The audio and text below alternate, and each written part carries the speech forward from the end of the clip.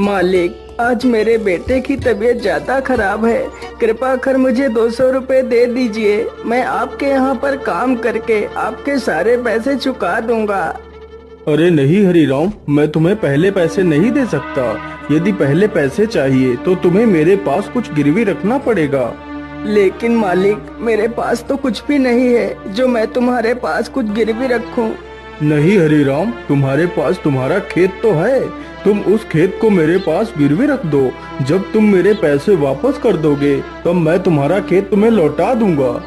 ठीक है मालिक, आप मेरे खेत को गिरवी रख लीजिए। कृपा कर मुझे पैसे जल्दी दे दीजिए। फिर वह सेठ हरीराम को पैसे दे देता है। पैसे लेकर हरीराम वहाँ से चला जाता है। सेठ गणपति राम बहुत ही कुटिल था, मानो उसका हृदय पत्थर के समान हो, जो लोगों की मजबूरियों का फायदा उठाता था। उसके पास काफी सारे लोग काम करते थे। उसी गांव में एक मोहन नाम का लड़का रहता था, जो बहुत ही मेहनती था। उसके पास एक छोटा सा खेत था।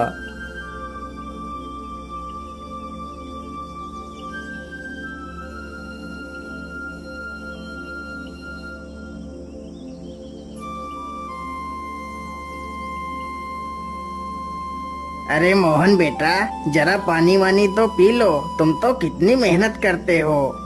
हाँ चाचा, क्या करूं, बिना मेहनत के तो कुछ होगा भी नहीं। हाँ बेटा, तुम्हारी इसी मेहनत की वजह से ही तुम इस छोटे से खेत में दोगुनी फसल उगा पाते हो।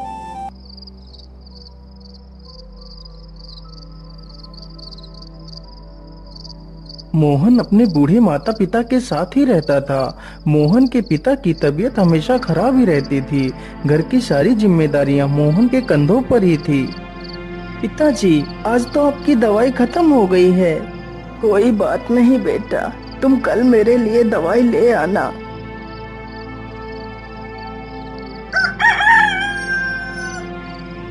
मोहन सुबह उठकर अपने पिता के लिए दवाइयाँ ले आता है। माँ, मैं पिताजी के लिए दवाई ले आया हूँ। आप पिताजी को दवाइयाँ समय से खिला देना। हाँ हाँ बेटा, मैं तुम्हारे पिता को दवाइयाँ खिला दूंगी। माँ, आज तो मौसम कितना अच्छा है। मैं आज ही खेत में बीज बो देता हूँ। ठीक है बेटा, जैसा तुम्हें अच्छा लगे वैसा ही करो। मोहन तुरंत ही अपने बैलों को लेकर खेत की तरफ निकल पड़ता है।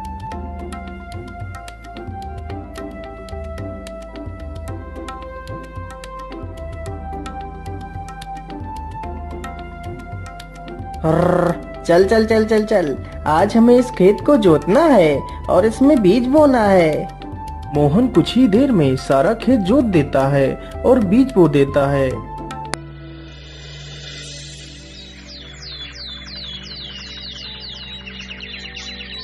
कुछ ही दिनों में खेत में बहुत अच्छी फसल तैयार होती है।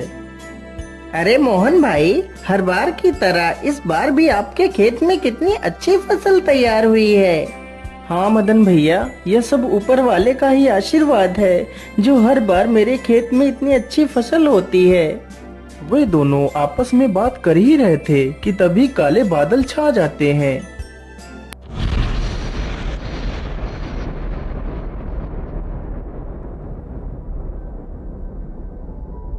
अरे मोहन भाई, यह अचानक से काले बादल कहाँ से आ गए? मुझे लगता है आज तो कितनी जोर का तूफान आने वाला है। चलो जल्दी से घर चलते हैं। अरे मदन भाई, ठीक ठीक बोलो। यदि तूफान आ गया तो हमारी सारी फसलें बर्बाद हो जाएंगी। वे दोनों इतनी बात कर ही रहे थे कि तभी जोर जोर से हवाएं चलने लगती हैं और हवाओं के साथ जोर की बारिश आ जाती है। अरे ये क्या हो गया? ये तो बहुत जोर की बारिश आ गई। अरे मोहन भाई, यहाँ से जल्दी चलो, नहीं तो हम लोग भीग जाएंगे। दोनों जल्दी से एक बड़े से पेड़ के नीचे जाकर खड़े हो जाते हैं।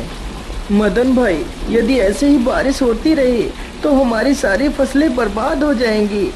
कुछ ही देर में बारिश के साथ साथ ओले भी गिरने लगते हैं। देखते ही देखते कुछ देर में ही सारी फसलें बर्बाद हो जाती हैं।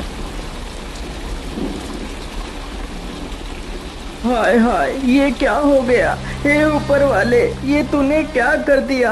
अब तो सारी फसलें बर्बाद हो चुकी हैं। अब मैं क्या खाऊंगा और अपने बूढ़े माता पिता को क्या खिलाऊंगा?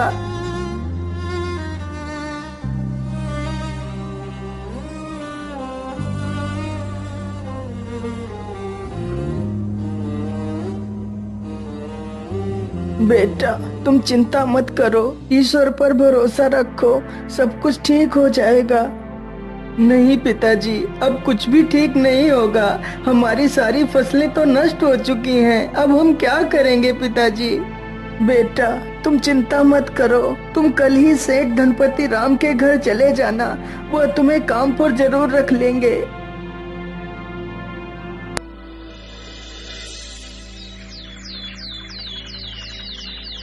अगले ही दिन मोहन सेठ धनपति राम के पास जाता है।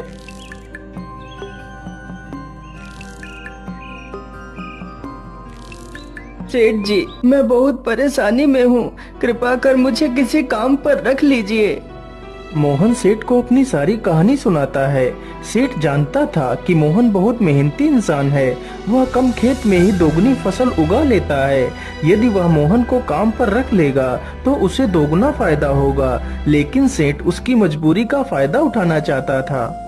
हाँ हाँ मोहन, मैं तुम्हें काम पर तो रख लेता, लेकिन मेरे पास अभी तुम्हारे लिए कोई काम नहीं है। तुम अभी अपने घर वापस लौट जाओ, जब मेरे पास काम होगा तो मैं तुम्हें बुला लूंगा। नहीं नहीं सेठ जी, आप तो मेरी मजबूरी जानते हैं। यदि मुझे काम नहीं मिला तो मेरे माता पिता भूखों मर जाएंगे। मुझ पर तरस खाइए सेठ जी, मुझे काम पर रख लीजिए। अरे वाह वाह, जैसा मैंने सोचा था बिल्कुल वैसा ही हो रहा है। यही अच्छा मौका है इससे कम पैसे में ज्यादा काम करवाने का। अच्छा ठीक है, मैं तुम्हें काम पर तो रख सकता हूँ, लेकिन मैं वैसे तो सारे मजदूरों को 300 रुपए देता हूँ, लेकिन मैं तुम्हें सिर्फ 200 रुपए दूंगा। यदि मंजूर है तो बोलो। हे भगवान, क्या करूं? यहाँ पर काम करने के अलावा तो मेरे पास दूसरा कोई रास्ता भी नहीं है। ठीक है सेठ जी, मैं 200 रुपए में ही काम कर लूंगा। मोहन अगले दिन से ही सेठ के घर काम करने लगता है। इसी प्रकार मोहन को काम करते करते पूरा 2 महीना गुजर जाता है। मोहन ने सेठ के खेत में दोगुनी फसल उगा दी। यह देखकर सेठ बहुत खुश हो जाता है। अरे वाह, मोहन ने तो इस बार कितनी अच्छी फसल उगाई है। वैसे अब तो मोहन का कोई काम भी नहीं है। मैं ऐसा करता हूँ, इसे आज की मजदूरी देकर काम से निकाल देता हूँ और इसकी 2 महीने की मजदूरी भी नहीं दूंगा। अरे मोहन, ये लो तुम्हारी आज की मजदूरी। अब तुम्हें कल से काम पर आने की कोई आवश्यकता नहीं है। लेकिन सेठ जी, आप अचानक से मुझे काम से क्यों निकाल रहे हैं? क्या मुझसे कोई गलती हो गई मालिक? नहीं मोहन, तुमसे कोई गलती नहीं हुई है। अभी मेरे पास तुम्हारे लिए कोई काम नहीं है। जब मेरे पास काम होगा तो मैं तुम्हें जरूर बुला लूंगा। लेकिन मालिक, यदि आप मुझे काम से निकाल देंगे तो मैं भूखों मर जाऊंगा। मैं अपने पिता के लिए दवाइयाँ कहाँ से लाऊंगा? मुझ पर दया कीजिए सेठ जी। सेठ मोहन की एक बात भी नहीं सुनता और उसे काम से निकाल देता है।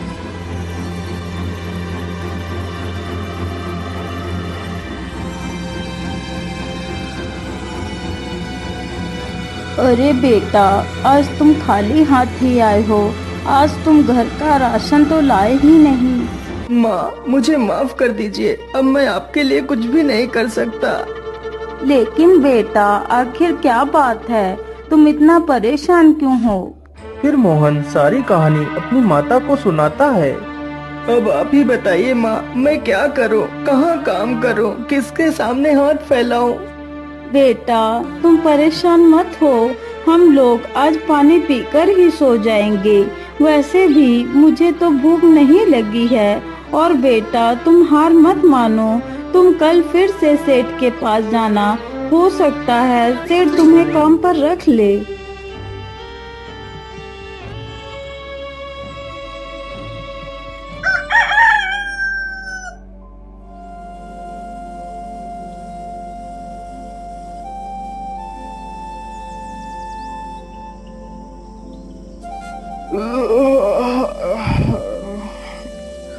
अरे सेठानी जी, आप मेरे लिए नाश्ता तैयार रखना, मैं जरा खेतों की तरफ से घूम कर आता हूँ। ठीक है, आप आराम से जाइए। तब तक मैं आपके लिए नाश्ता तैयार कर दूंगी। इतना सुनकर सेठ वहाँ से चल पड़ता है। तभी देखता है कि मोहन उसके घर के बाहर ही खड़ा है। अरे मोहन, तू इतनी सुबह सुबह यहाँ क्या कर रहा है? मालिक, मैं आपके पास ही आया था।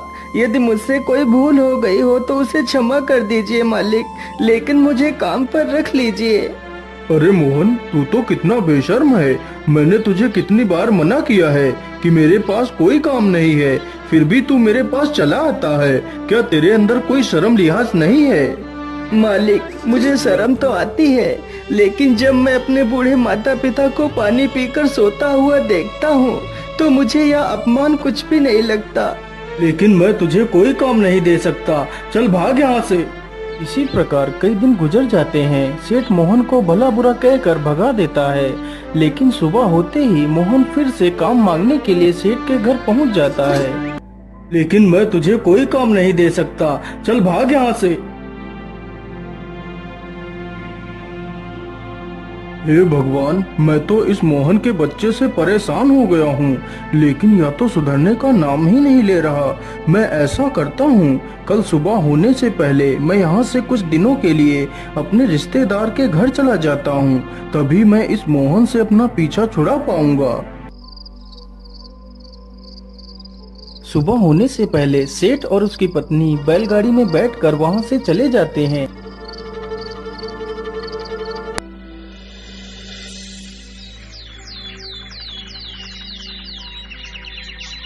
उधर मोहन रोज की तरह फिर से सेठ के घर आता है तो देखता है, अरे ये क्या, आज तो सेठ के घर ताला लगा हुआ है। इसका मतलब सेठ जी कहीं बाहर गए हैं। मैं ऐसा करता हूँ, यहीं पेड़ के नीचे बैठकर सेठ जी का इंतजार करता हूँ। इतना सोचकर मोहन पेड़ के नीचे बैठ जाता है और सो जाता है। तभी कुछ चोर सेठ के घर के पास आते हैं।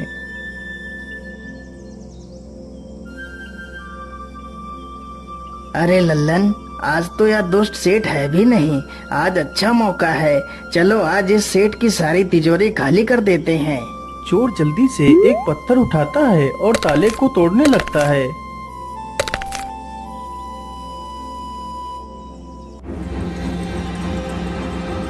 अरे ये शोर कैसा, ये कौन है?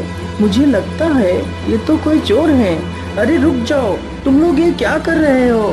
तुम सेठ के घर का ताला क्यों तोड़ रहे हो?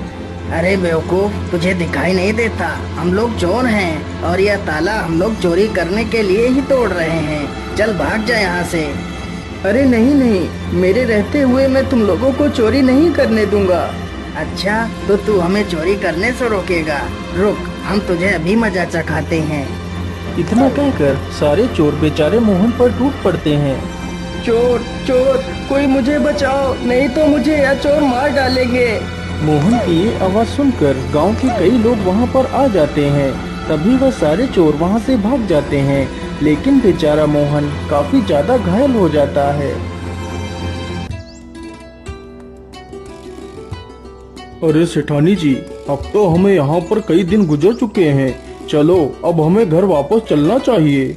इतना सोचकर सेठ और सेठानी दोनों अपने घर के लिए निकल पड़ते हैं।